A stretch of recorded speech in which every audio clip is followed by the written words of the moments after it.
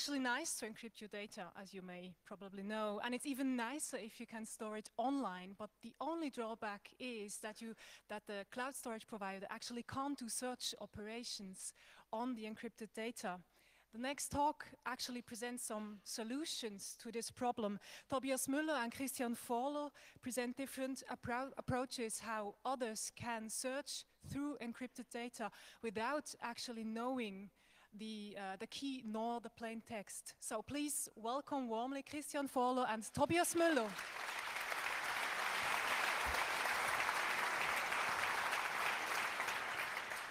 Perfect. Thank you very much. And thanks for being here at day 4 after these many parties and having partied hard. And I'm surprised to see so many people here. And by that, I mean, I'm surprised that I can actually see so many people after yesterday's night. And I'm glad that I've made it up here in this very morning. It's correct. We are concerned with the problem of encrypting data in such a way that you can still search over the ciphertext. And over the course of this talk, we will present some, schemes or solution to that problem, which will hopefully inspire you to, firstly, demand these services from your, say, cloud provider, and secondly, if you're inclined to do the programming, then to hack on these schemes and implement them and make them practical. So I'm Toby, this is Christian, and over the course of the next 45 minutes, we'll talk about this, and hopefully we'll leave some room for Q&A. We also intend to, before I forget that, we intend to hang around at the bar just outside this lecture hall after this talk, in case you want to chat about these techniques or encryption or just buy us a beer. Well, maybe not at 12, but later. So this is our agenda. We want to talk a little bit about how we see the current world or the world around the cloud is organized and where your position as the customer is in that architecture. Then we present a couple of schemes which allow you to, perform searching over, your ciphertext, which you have uploaded to the cloud, and then we'll wrap up. So let's talk a little bit about the cloud. So let me ask you, how many of you use the cloud, any external third-party provider to upload, data, whatever it is? That's many. It's probably the majority. And that's how we actually imagine this world right now to be, that many people use external third-party services to upload, to hold their data, for the customers to avail of these data, at any point in time with any device they have. So for myself, I've went with Stan, right? Trustworthy guy. I can upload my data. The first couple of gigabytes are for free. And he promises me, he promises me that I can, at any point in time, download and access my data. And, there's many of those, right? Must not be him. There's many companies offering cloud services, and they not only allow you to store your files, you can also upload your contacts or your calendars, your messages, your files. And all of them probably promise you that they will not be, malicious or do not go through your data and run analyses or even sell your user profile. Except, a couple of providers actually do so, and they do tell you straight in your face that they will mine your data to present you, for example, better ads, right? So they go through your email, they look at your keywords, and they will determine what ads might be best for you, what you are most inclined to click at. So anyway, you can say, I'm paying money, right? I'm using this premium provider for my email, my calendars, my data. So their incentive to cheat on me is not that big. Well, you might be right, except, if they could make an extra profit, they might possibly do so. And also, we are being cryptographers, we don't necessarily want the guarantee that they don't look through your data on a piece of paper. We want to have, a rather mathematical, say, guarantee or proof, or we want the provider to not be actually able, technically, to go through your data. Not only, the privacy statement from this provider should guarantee that they don't look through your data. So we are looking for cryptographic solutions to that problem of, well, uploading your data, but still enable you to execute operations on that encrypted data. So the problem, as I've said, is that these providers go through your data and they extract information about you, about your usage, about your behavior. And it turns out that mining plain text data is actually not that hard. So the data mining being performed is, well, relatively easy because it's plain text and you can just, run your analyses over the plain text. And we think that we are on the wrong track. We think we, as a community, as the cryptographic or the hackers community, should actively work towards the goal of providers not being able to look through your data and to not, well, create profiles about you and to not be able to predict what you're doing next. So we will hopefully, well, thank you.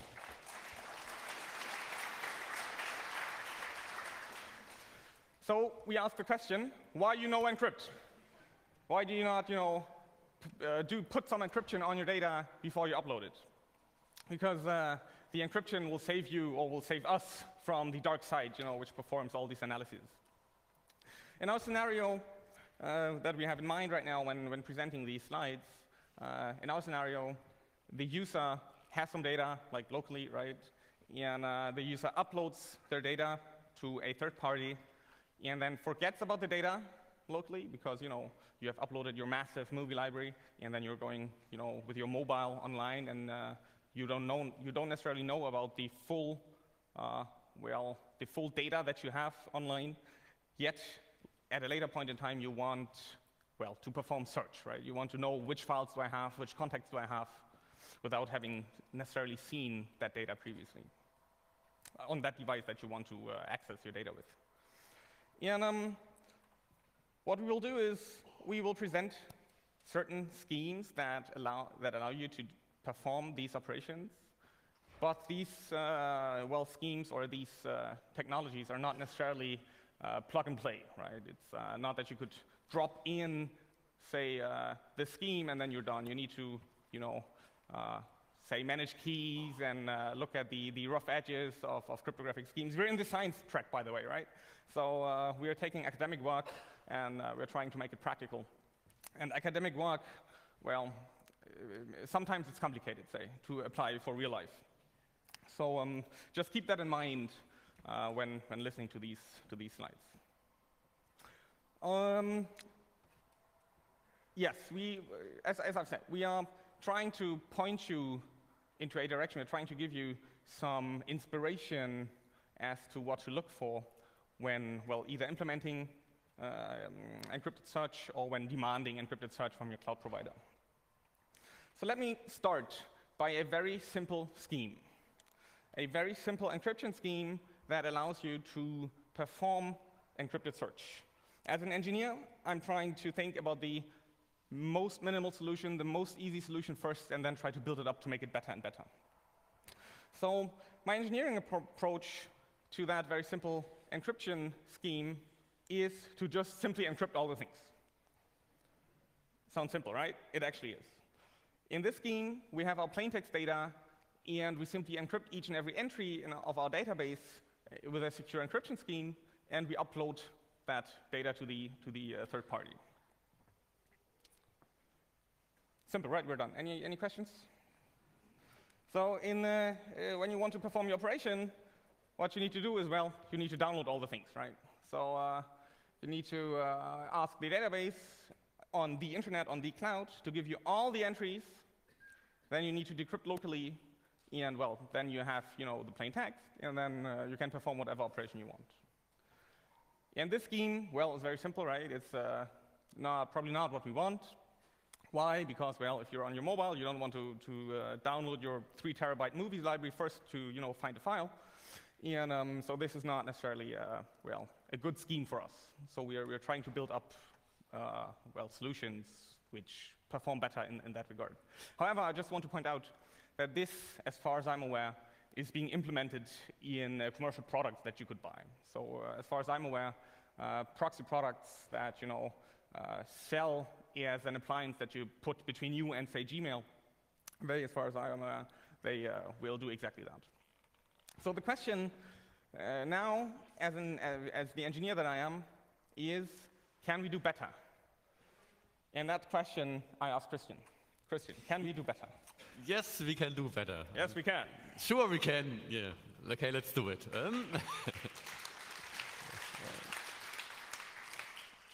Okay. We want that the cloud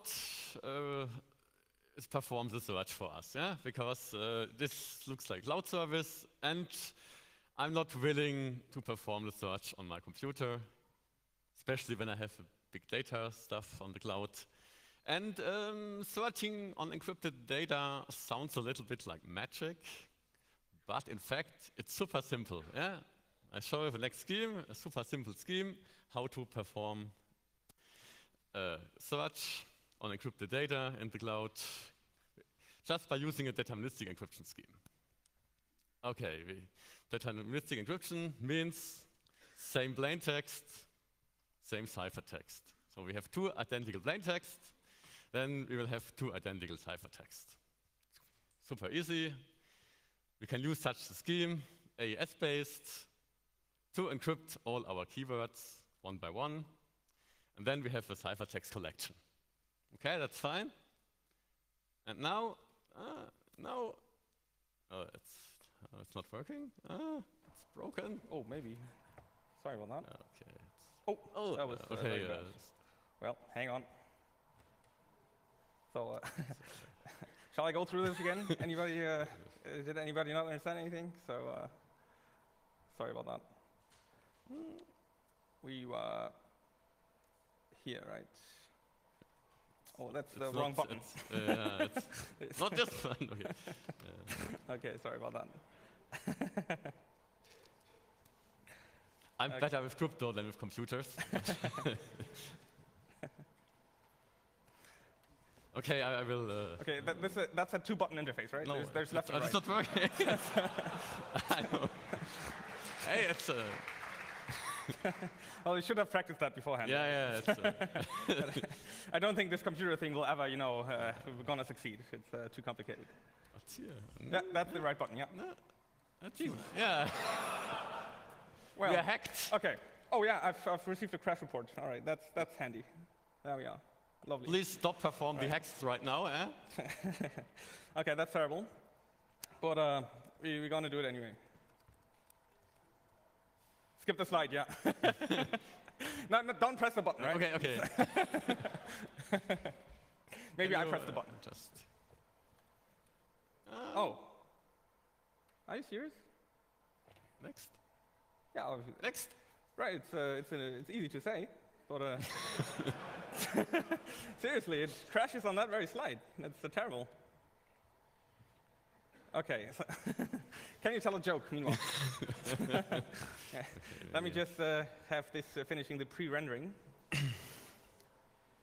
No, it's not that we, would have never, gone through the slides with that very program. It's of course a random problem right now. Okay. Ah, there you go. Okay. Now it's working. Yeah, right. Okay. I'm not skipping through the slide. I'm opening it directly. No, I'm not. Okay. Okay. I have a backup plan. Don't worry. It's all right because okay, wrong. There we are. Right. Switching to the latex source, so it would probably be better anyway, right? There we are. Woo!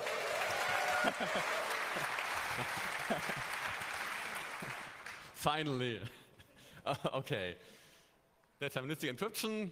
Once again, if you have same plaintext, means same ciphertext. So it's quite easy to search, perform a search on server side. Just encrypt your keywords that they're looking for. And then for each ciphertext in your collection, you just check if it's a match or not. And when it's a match, it's fine. Then the keyword is part of your ciphertext collection. That's quite easy. This is indeed a little bit too easy. Yeah? Okay, let's try it one more time.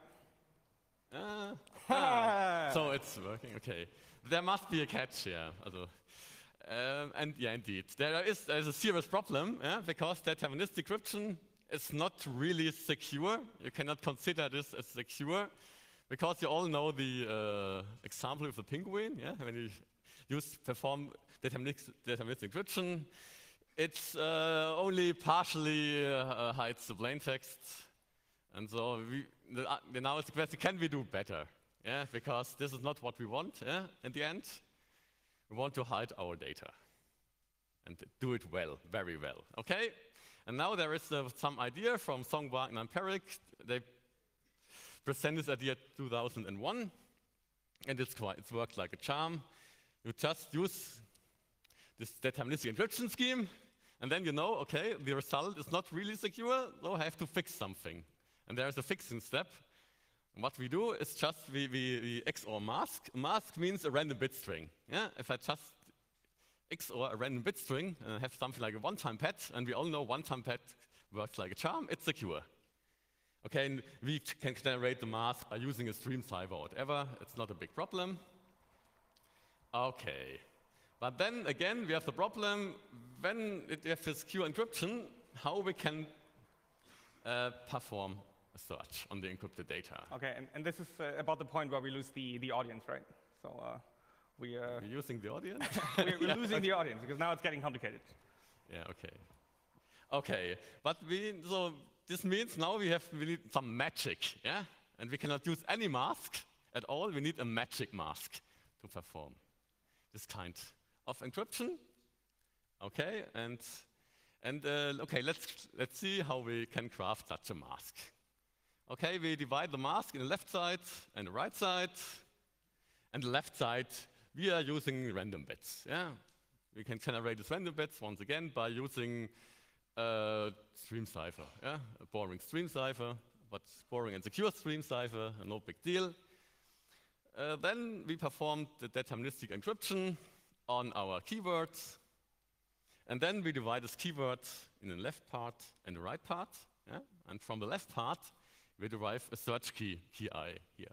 And we can do this by using a key hash function. So key hash function is one. You can use HMAC. Yeah, you only know the HMAC. You can perform here. We just here hash the left part of our search query using HMAC, and then we have our search key. Yeah, and then with the left side of our mask and the search key, we craft the right side of our mask. We derive the right side. And the right side is TI. The left side of our mask is SI, and the right side is TI. And now the trick is, from our deterministic encryption, from our interim ciphertext, and the left side of the mask, we can compute the right side of the mask. And this is handy. Okay, and now we exploit this to perform search over encrypted data. Here. So the basic idea, once again, we can compute the right side of our mask from the left side. So this is the basic idea. And now let's work with our magic mask. Let's do some magic. Okay. First of all, we have to upload our stuff. Each keyword or each plain text, we have to first perform the deterministic encryption. Then we have to XOR it, the result, with our magic mask. And then we upload it to the cloud, to the server. So far, so good. And now the magic starts. We want to search at some point, a time.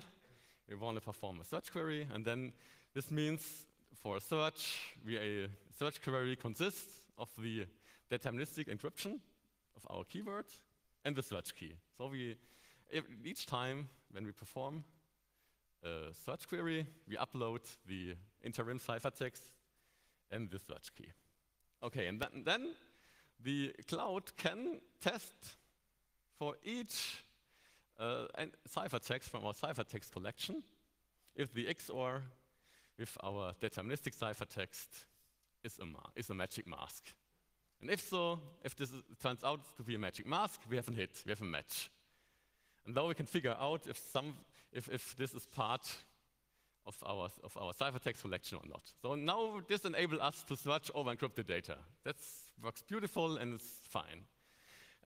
Though the talk is done, not really. There is a problem. Every blessing comes with a curse. Yeah? And we have here the two curses. The first curse, the scheme is not super secure. It's vulnerable to statistic analysis. What does it mean? Okay, if I know maybe my target, my victim is someone from the Wikipedia community, and the stuff here, this my target is uploading, or my victim, maybe it's connected with the Wikipedia. And then I can make some estimation about the search pattern. I can make some guesses, wild guesses. And this means here, I guess, the frequency of a search. Yeah? And then here, large font means high frequency, and small size means low frequency. And there I can make estimation. And then, what next? I monitor the user behavior. Yeah? And this means I monitor the search queries. Yeah? And then after a while, I can make I can compare my guess with what I've monitored. And then here, see, oh, this guy looked a lot for 0x9 for and so on, E7, blah, blah, blah. Oh, there's a good chance that this that is searched for, this might be the ciphertext for, the deterministic ciphertext for Wikipedia, or Foundation 1, or Foundation, or so on, yeah? And my target only looked twice for the small ciphertext, OX, D8, D9, so on. So this must be one of smaller stuff here on the right side, like least license or whatever. So, and this is how I can partially reconstruct the ciphertext. So yeah, this is a problem. If you perform a lot of search queries, you can decrypt parts of the ciphertext. And yeah, this can become a problem. Okay, and then there is the next problem, speed.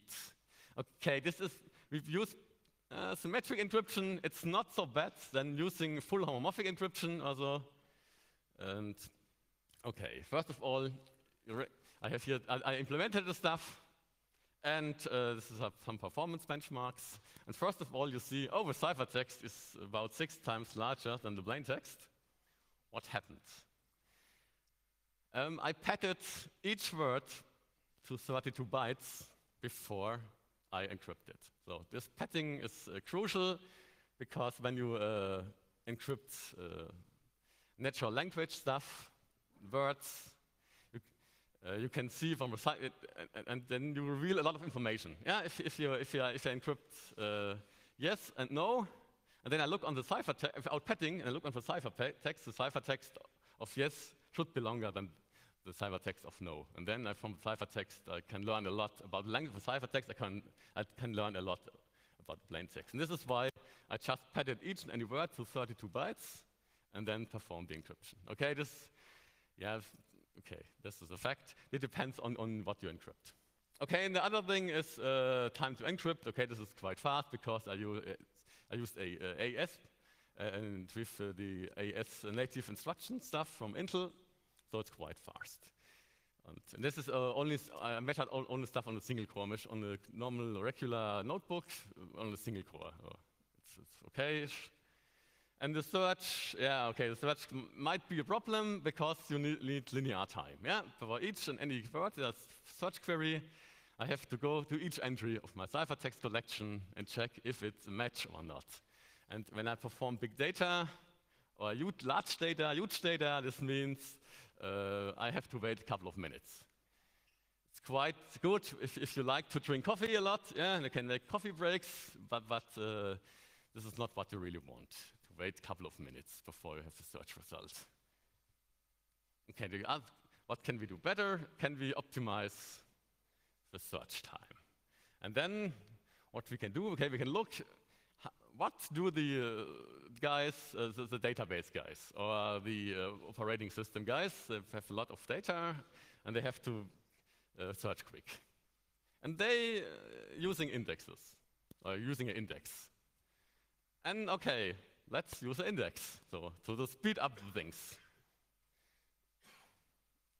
Okay, then once again, you can here have the most simple stuff is to have a plain text index on your client device.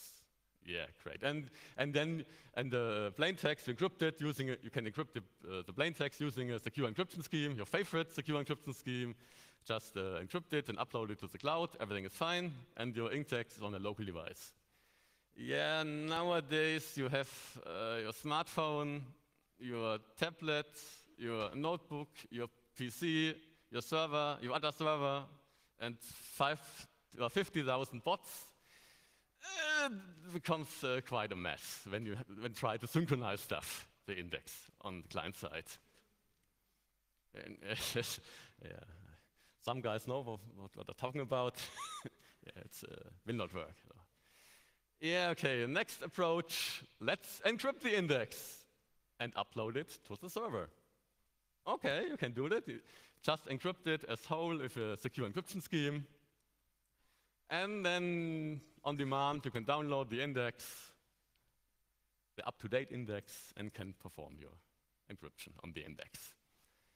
Yeah, well, if you're doing big data again, your index can become a couple of hundred megabytes maybe, and this makes no fun to download at all.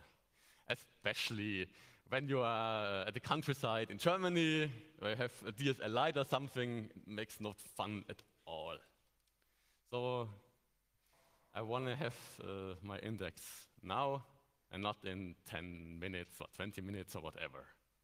This is a bad user experience, yeah? We want to have a nice user experience. Okay, then to achieve this, we need a little bit advanced crypto stuff. Okay, here, first of all, we have to generate a special index that fits our purpose. And how we can do this? Therefore, we need a search key and the index key. And for this example, we want to generate an index for the last name. We have user data, and we want to here search for last names. And then for each last name, we generate a search key and the index key. And then with a search key, we just hash 0, and this is our search token. So we derive from 0 and the search key and the key hash function, our search token. So, and then with the index key, we just securely encrypt the row IDs in this example. Yeah? It's quite fine. And this works. So if we want to perform a search, we just perform a search query by just uploading the search key and the index key for our last name. And then the cloud can perform a lookup in the index. And when it gets a hit, it decrypts the index and sends us the result. Oh, this is quite impressive. Okay, there is a problem. Yeah, because if you have a very common last name, like Smith or Müller, you will have a lot of you have a lot of hits, a lot of row values that fits. A lot of row IDs. You have a huge set of row IDs that match for Smith, people with the last name Smith, and therefore the size of the value for Smith is larger than the size of the value for example, Fowler, because Fowler is widely uncommon, so it's an uncommon name. So you can, if you get access to this index, you can, from the size of a value, you can try to to estimate the plain text of the last name. I'm just looking at the value size, and this is a problem. Yeah, we have to hide the size. So, number of occurrences, the frequency of the last name. Yeah? If not, we have a bad time because we want to be able to lose our index without we want to give our adversary the index without becoming trouble. So, yeah, this is the whole idea. If our assumption is that the adversary has never ever access to our index, we don't need to encrypt our index. Yeah. Okay. So and we assume that our adversary has access to our index, and even if he has access, the index should not reveal any information about our plain text. Therefore, we have to hide the size. Okay. And there's a cool idea from Cash et al. From last year. They published a paper how to hide the size. And this is to flatten out the index. Quite cool idea. Okay, therefore we have to remember the occurrences of the last name. Okay, we start here, and if the first row, we have here Alice Fu, this means last name Fu. Okay, let's make an entry for Fu, and the occurrences is 0. This means we hash here 0, and then encrypt the row ID here 1. Okay, then next we have Bob Fu, same last name. The last name occurred once before, so now we hash 1 instead of 0. Okay, and sure, the value is the row ID. And then we have Eve bar, and then bar, occurrences so far, none. Then again, we hash just 0 under the new search key for bar. Okay, and then we encrypt the value, the row ID, and now you see we encrypt for each and any entry of our index only one row ID. Yeah? So we align the size. The size is always the same.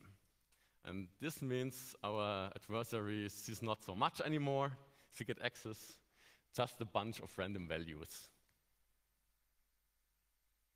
Okay, and once again, how this works in reality, just you encrypt your plain text using your favorite super secure encryption scheme and upload it. And then you generate your index and upload the index. Okay, and now the cloud can now have the capability to search over encrypted data. Yeah? Here once again, for each search query, we compute the search key and the index key, upload it to the cloud, and now the cloud can make lookups in the index. First, we start by making lookup for 0. Yeah, we have a hit. Okay, then let's try 1. Hit again. Yeah, let's try 2. No hit. Oh, it's over. Then for our hits, we decrypt the values and send then the results to the client. Yeah, and this works like a charm. So it's okay. Once again, I use the same plain text. It's just the King James Bible. Okay, and because I use the King James Bible because a lot of other researchers are doing it, and it contains a lot of keywords, a lot of words, about 800,000 words. So it's quite okay-ish. And here I didn't care about the padding. I used it as a blob, as a binary blob, the entire King James Bible. This is why the ciphertext is equal length than the plain text. Depending on your scenario, you have to do some padding, so it's most likely the ciphertext is larger than your plain text. That's okay. Okay, but the index size, you see here, it's okay-ish. Depending on your plain text, you need about 32 bytes for each entry. So 16 bytes for the search token and 60 bytes to encrypt the value, the row ID. Yeah, and 60 bytes for each entry might be okay, depending on your scenario. But the cool thing now is we can perform search in constant time, more or less. So I make a lot of tests, and it was all the results I got was my search, the answer of the search query was less than 1 millisecond. Less than 1 millisecond is quite good. So it's working. You know, and the speed is fine. And yeah, so this is everything is sunshine and rainbows. Not really. Yeah, again, we have the problem with our statistical analysis, because the search key and the index key are the same for when I have multiple queries for the same last name. So when I search 20 times for the same last name, I have 20 times the same search query. And yeah, okay, there are techniques how I get rid of those, but then the performance breakdown. Then you have usually wait a couple of hours or minutes, or your ciphertext size explodes.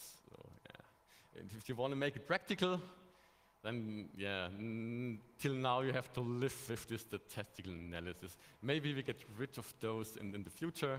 Depends. Okay, and now Toby will conclude the talk and give an outlook what's going on in the future. Thank you very much, Christian.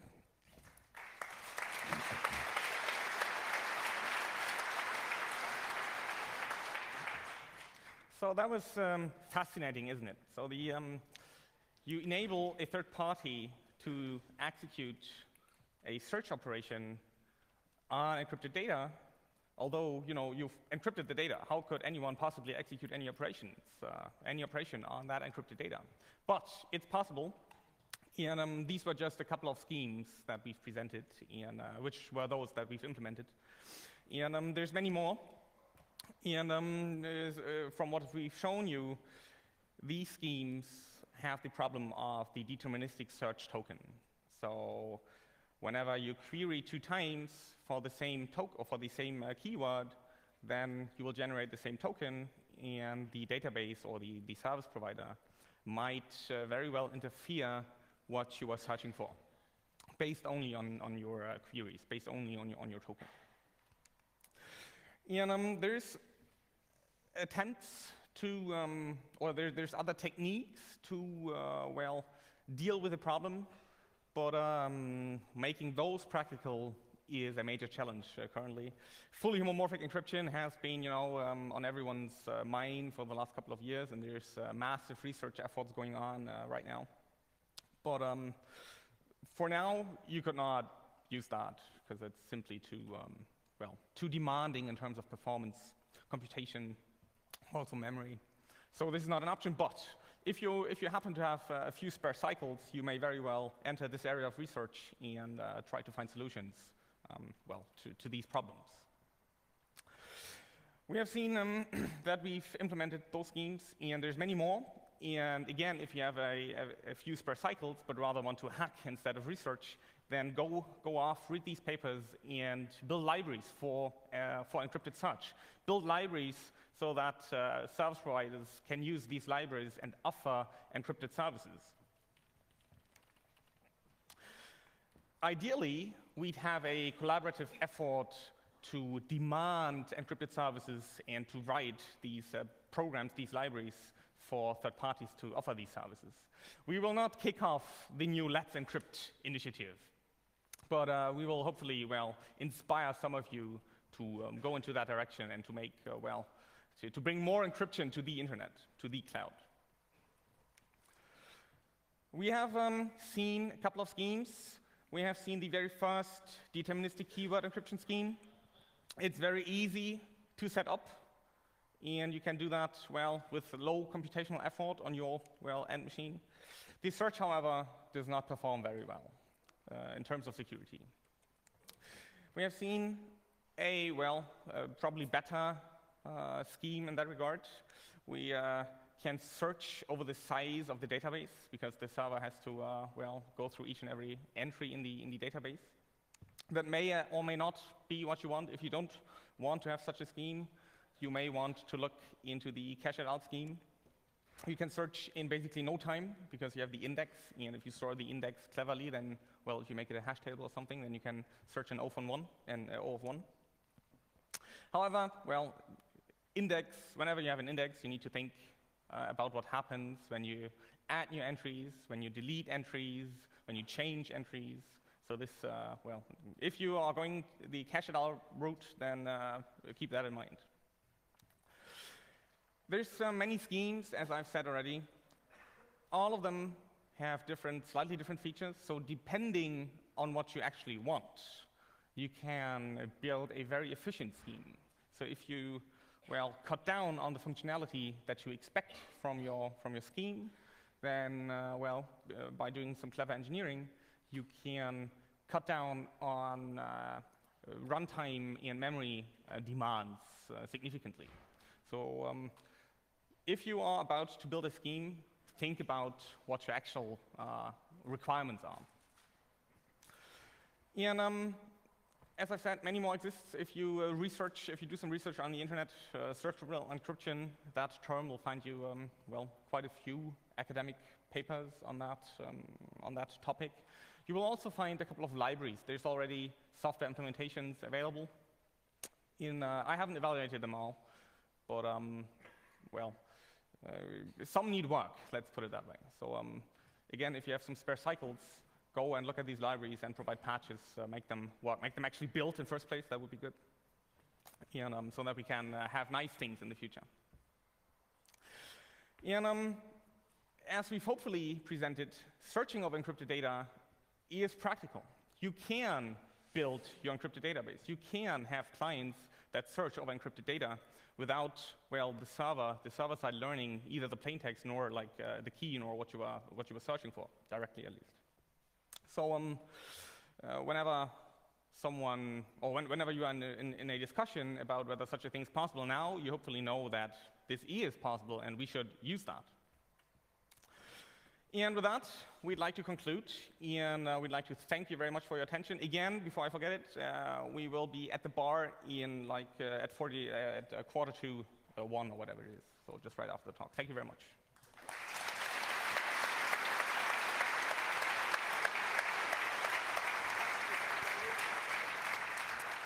So let's go over to Q&A. We'll still have plenty of time left. Please, if you leave the room now, do so quietly, because we want to actually hear what is being asked into the microphones. So please do it quietly and take all the trash with you. So now let's start. Microphone over there, please. Hi.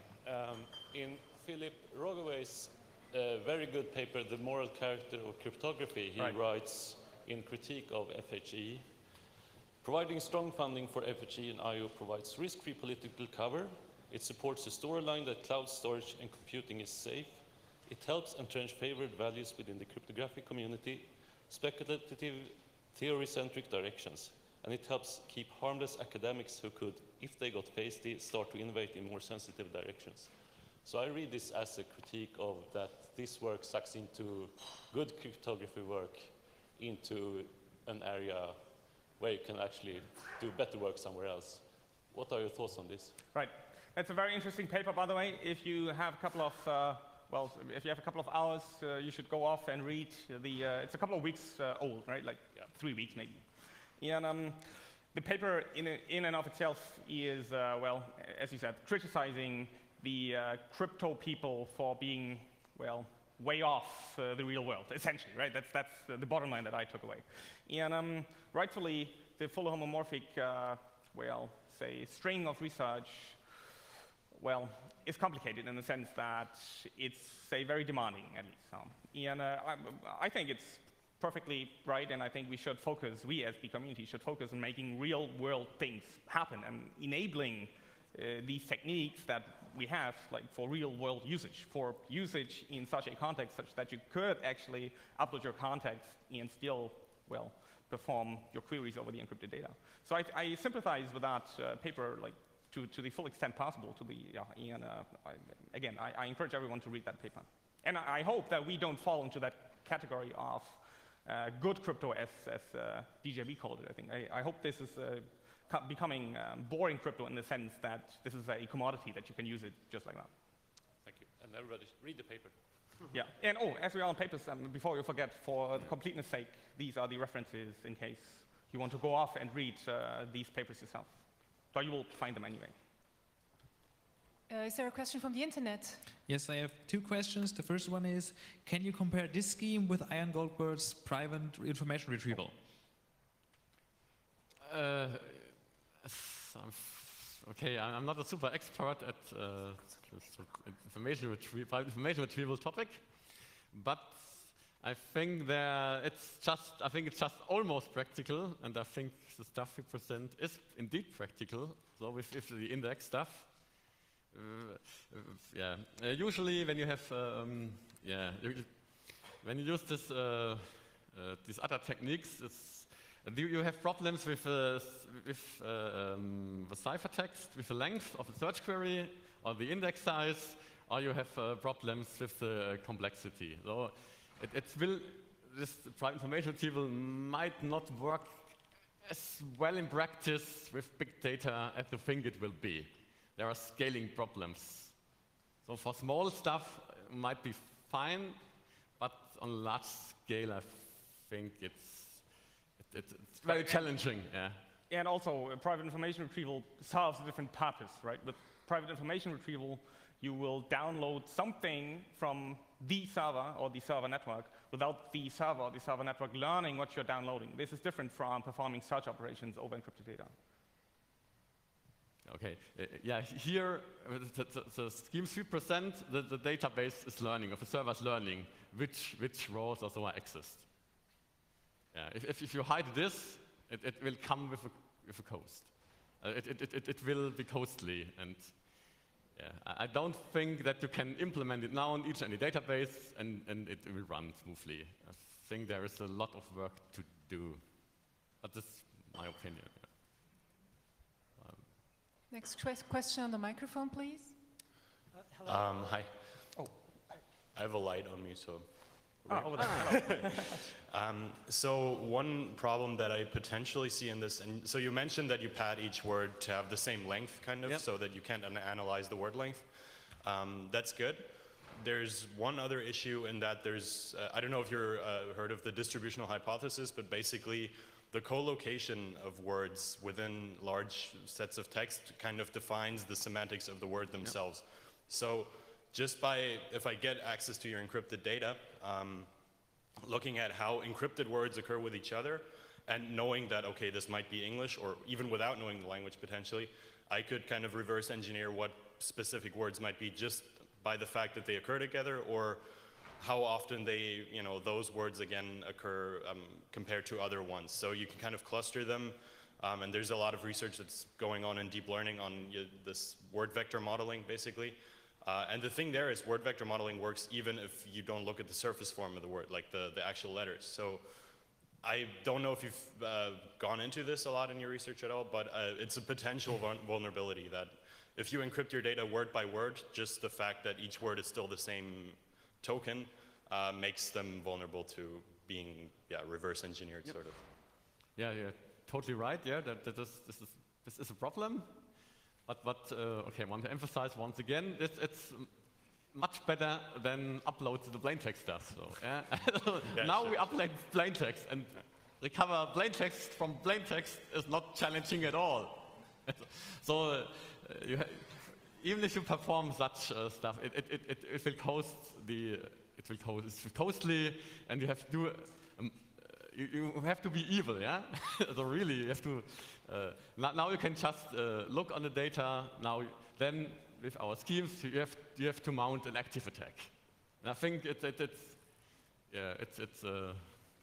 much better than uploading. Yeah, there are problems. Okay, I told you it's not maybe not the final, not the best solution, but I think we should now shift to upload encrypted data, even if you can partially decrypt it if you perform a lot of amount of stuff of computation. Yeah. It still makes it harder to analyze your encrypted data. Sure. So I think it's super hard to decrypt all the data. Partially, okay, but it's better than uploading plain text. Yeah. Okay, thanks. Please come to the front to pick up your sweets for having a question. Next question now in the middle aisle, please. Hello, thanks for the talk. I was quite pleasantly interested to see this talk sponsored by a company was started by a person from the Chinese National Army or People's Army. So kudos to that they are sponsoring such kind of research. The question I have is the new anti-terror laws in China, how do they affect this kind of research, basically you need to either build in a backdoor or have the keys sent to China. So can you in your working life use this in Huawei, or is it not possible because you need to have the backdoor built in? Yes. I don't know. It's I'm not concerned with any of that. Okay. Maybe you should look into it. Good. Is there a question from the internet? Yes, I have one more question. What about context? Like normal search gives you context in the result, or can consider the context when doing search. What's your approach to this? Difficult. You mean context in the sense that in the morning, like the time maybe, or the place where you're querying from? Is that? No, just the words that are around the thing you're looking for. So some hits might be more relevant to the search performed than others, despite having the same keyword.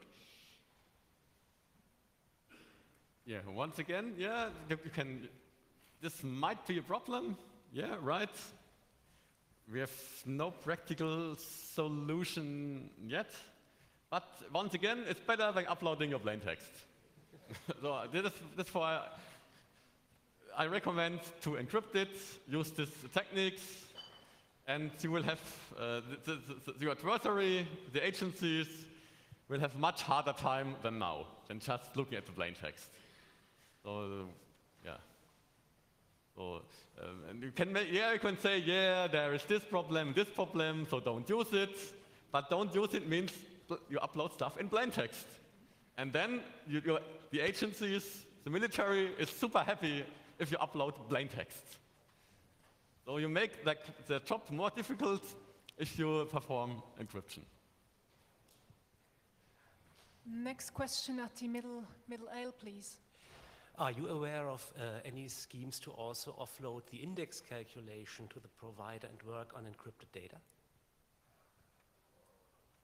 Whether we are aware of index schemes that offload? The index calculation as such. I understood Okay. your scheme that the client is doing the index calculation.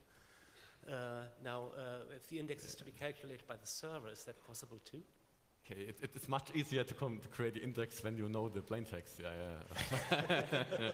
Well, that's something you thought about searching too in the beginning. Yeah, so I'm not aware of a practical scheme, but yeah, there might be a scheme, but I'm not aware of any. Yeah, I don't know. Thank you.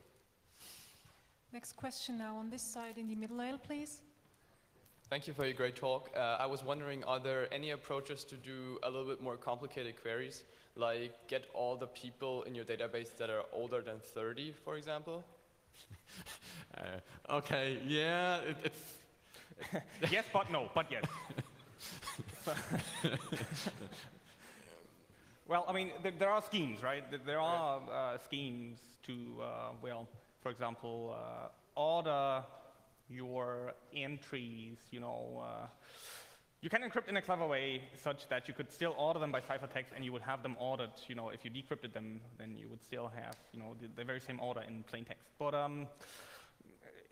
it's difficult, because some people might not necessarily consider that to be, well, as secure as you would like to be. Thank you. You know. If you make order preserving really secure, you have exponential size in ciphertext. And, it's not practical. So yeah, you can make it better if you sacrifice some security. But yeah, there are some schemes.